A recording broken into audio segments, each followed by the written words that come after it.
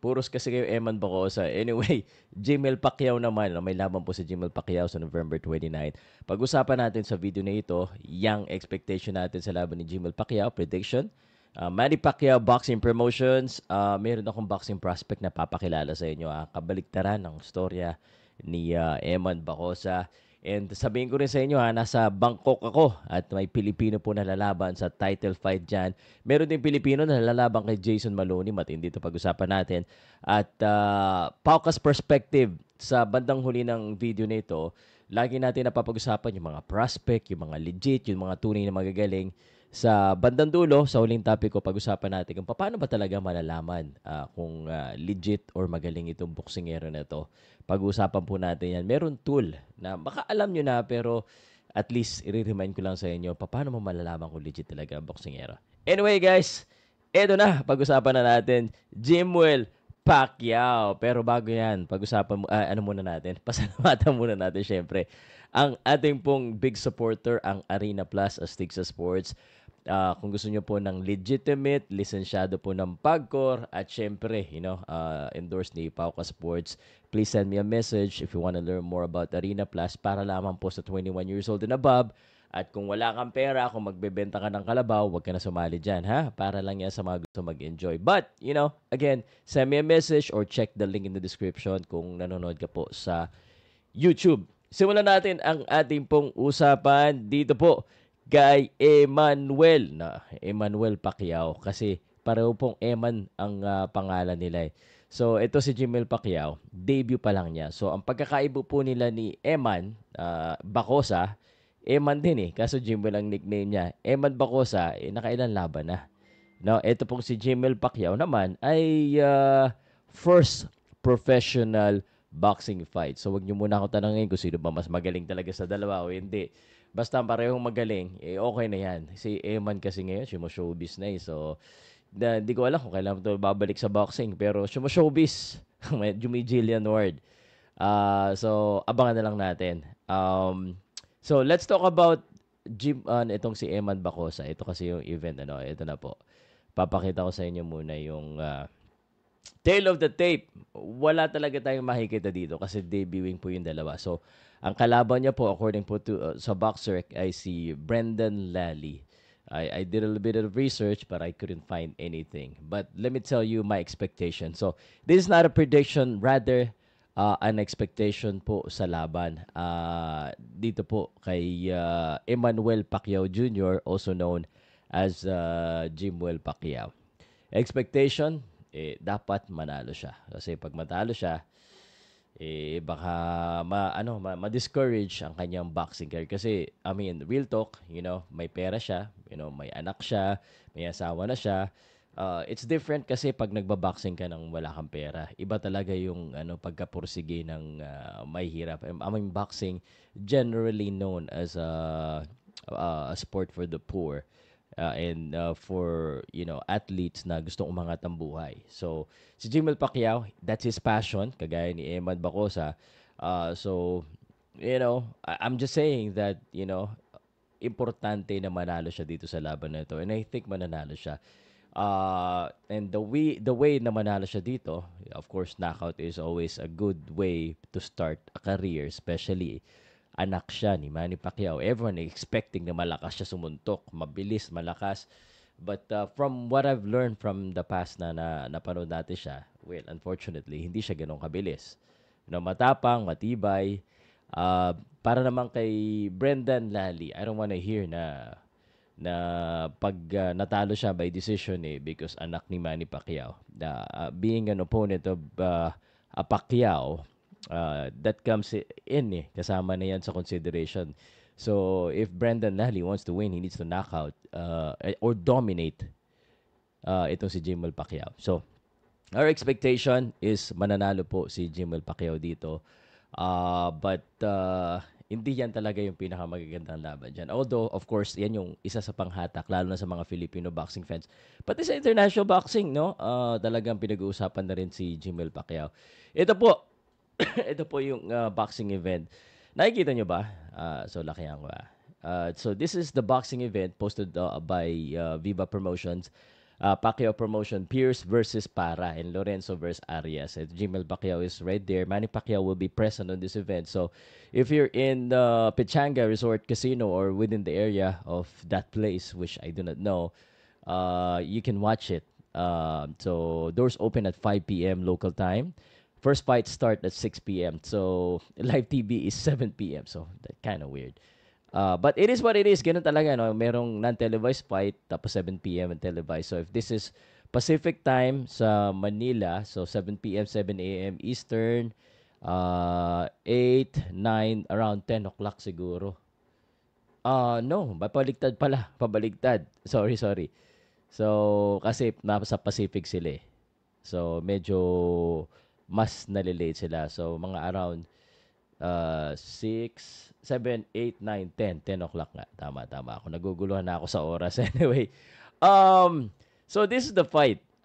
Ang pinaka-interesting dito is, of course, the main event. However, let me tell you exactly how I feel about this main event. I don't have the odds yet of the main event. Pero ang lamang po dito sa main event is si Elijah Pierce. Elijah Pierce, sa mga hindi po nakakilala, ito yung kaasaran ni Casimero. No? So, mapapalaban siya in the main event. Kalaban niya Venezuelan fighter. Good record, 23-1, 30 years old. 5'7", mas matangkad si Elijah Pierce. But I've already looked at the record of Lorenzo Para. So, he has good record, but really at the highest level, he's untested as well. Although ito si Elijah Pierce is knocking on the door. Kumbaga, he is there, just right there. No? Kumbaga, he needs to win against Lorenzo Para, and then he could be fighting on yung mga elite level. So far, right now, Elijah Pierce is knocking on that door again. Kasi po yung mga talo ni Elijah Pierce, if you look at this, almost there, no? Every time the star tumitindi yung opponent, medyo hindi po siya pinapalad. But recently, of course, unfortunately against Filipino, yung mga kanya mga two-star fight, doon yan tinatalo niya. So, that is the interesting fight. There is another interesting fight on this one. Pero again, lamang din yung lamang din yung obviously lamang naman lagi yung A side. So I think dito it's unlikely that we see an upset. So again, itong undefeated Francisco Lorenzana will win against Luis Arias. Again, ito po yung first boxing event ng Manny Pacquiao Promotions, partner with a lot of different promotion as well. So yan, abangan natin yan. So again, that's Elijah Pierce. Let's move forward. Ang next natin na pag-uusapan, ito po yung new boxing prospect. Papakita ko sa inyo yung video. Ito, this was when I actually went to Bohol. I was the commentator of this one. So I'm gonna just play a little bit of the sequence. Ito po si Jericho Acailar. Itong naka-navy blue. So let me go ahead and show this to you. Mm-hmm.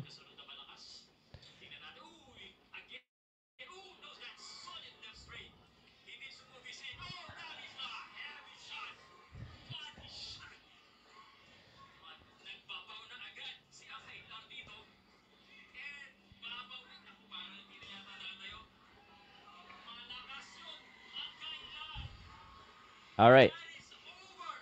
Let me go ahead and let you show the replay. No? Papakita ko yung replay sa inyo.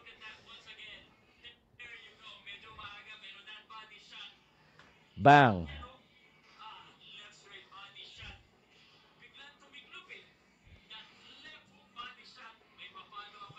All right. Okay. So, this is Jericho Acailar. May lahi po silang boksingero. And so I found out that may lahi. Ito yan, yung record niya. No? Jericho Acailar, 12-3 sa amateur. So he has amateur experience, a lot of them. Pero hindi kasi lahat nalalagay sa BoxRec yung amateur. Some of the amateur experience sa Pilipinas, hindi yan nilalagay dyan eh. Ito si Jericho Acailar, 2-0, no? Baguhan pa lang siya sa professional. So, obviously, hindi pa ganun katitindi yung mga kalaban niya. Pero, from the way I see, no? He's a legitimate prospect. When I say legitimate prospect, maganda siya panoodin, mukhang may galing at saka may lahing boksingero. I just found out that this guy is a son of a boxer. I don't know kung tama yung research ko na Richard Aguilar. Hindi kasi masyado sumigat yung Richard Aguilar eh. Pero parang hindi yata sila in good terms. Katulad ni Eman, gusto niya madikit sa tatay niya. Ito ayaw. Parang gano'n. Pero bagitin na rin natin. But ito, abangan nyo po yan, Jericho Aguilar. Iyan yung isa sa talagang sa tingin ko may galing na bata. Aside from that, here we go. Sa darating pong ito muna, papakita ko sa inyo. Open ko na. Sa 29th, so which is basically the end of the week or this weekend, ako po ay manonood at magko-cover po ng Highland Boxing Promotions WBC Night of Champion boxing event na magaganap po sa World Siam Stadium, Bangkok sa Thailand. November 29, Saturday, 5 p.m. I think it's 6 p.m. Manila. And as you can see, may logo tayo dito. Napasama tayo sa may logo yung Pauka Sports Social, di ba? Yan yung logo ng Pauka Sports. So, napasama tayo dyan, Highland Boxing Promotion. At may Filipino po, main event pa yung Filipino dito, WBC Asia Continental Welterweight title, Raymart Soledad versus Arvin Kongsang. Ito po, we'll talk about more in detail sa laban na ito. But let me see kung ko. Ito yung tatay. Open natin ha, bago yan. Tingnan natin muna yung record ng kalaban.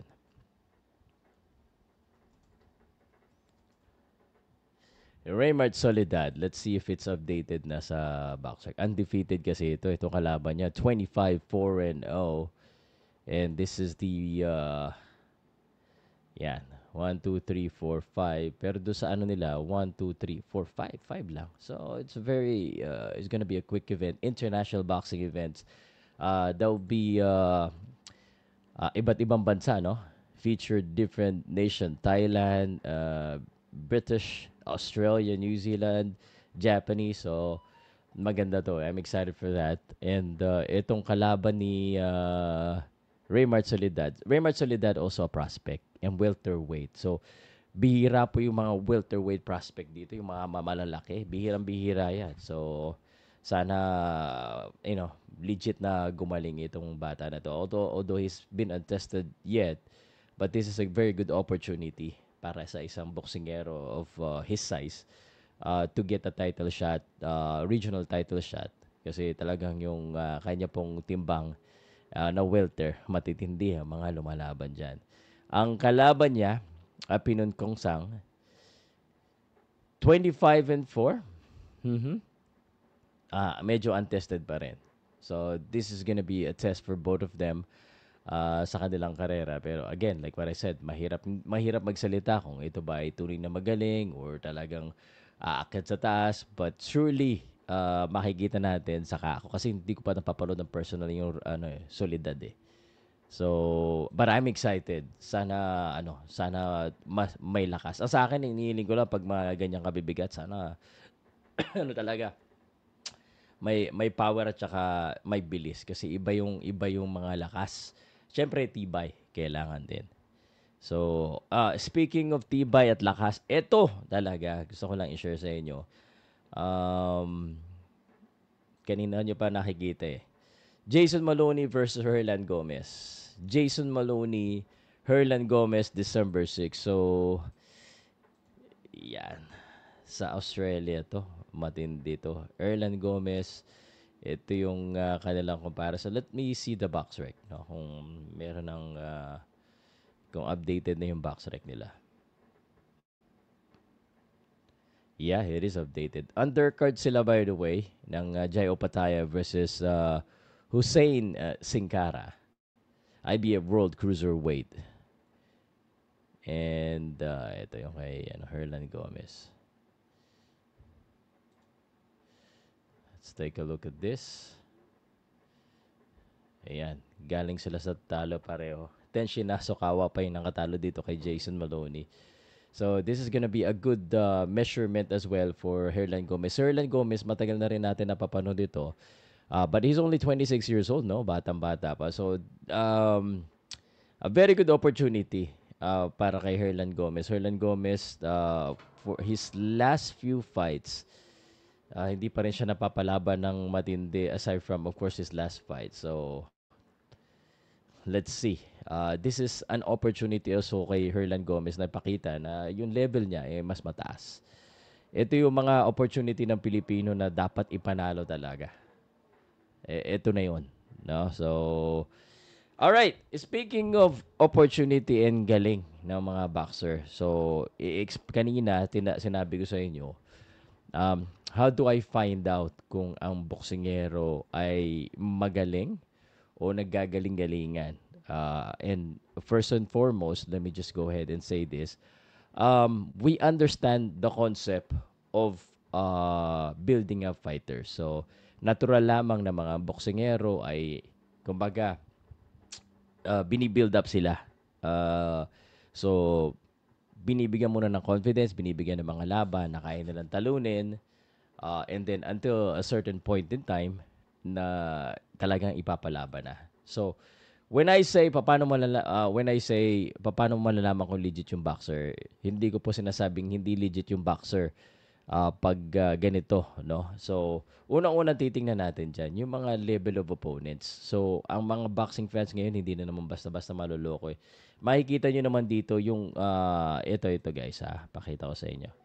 Pag namumula po yung record ng kalaban, ibig sabihin mga talunan talaga yung tinatalo nila. So, they're still on the stage na building up. And this is an example yung kay Elijah Pierce. So, alam mo na talagang ipapanalo, yan o, ang dami pantalo, galing sa talo. So, ibig sabihin, ayan o, biruin mo naman yan, nilaban. And then, ayan, diyan mo alalaman, ito, binild up siya ng ilang laban. 1, 2, 3, 4, 5, 6, 7, 8.